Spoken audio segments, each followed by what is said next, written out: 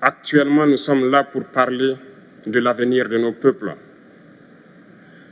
de ce qui va advenir demain, de ce monde libre auquel nous aspirons, de ce monde sans ingérence dans nos affaires internes.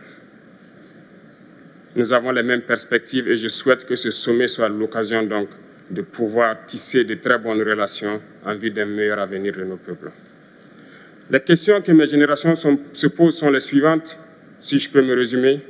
C'est de ne pas comprendre comment l'Afrique, avec tant de richesses sur notre sol, avec une nature généreuse, de l'eau, du soleil en abondance, l'Afrique est aujourd'hui le continent le plus pauvre.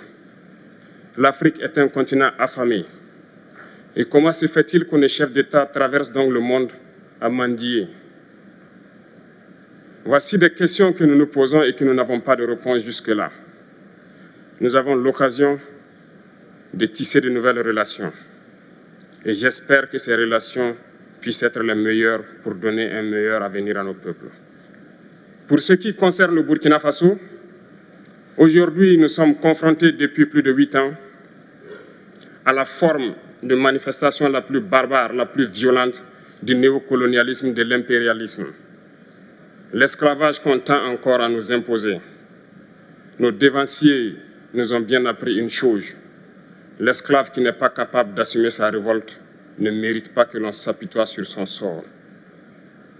Nous ne nous apitoyons pas sur nos sorts, on ne demande pas que quelqu'un s'apitoie sur notre sort.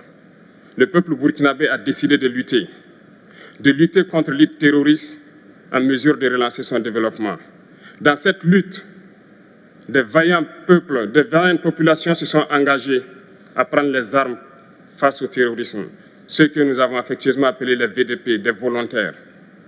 Nous sommes surpris de voir les impérialistes traiter ces VDP de milices et de tout type.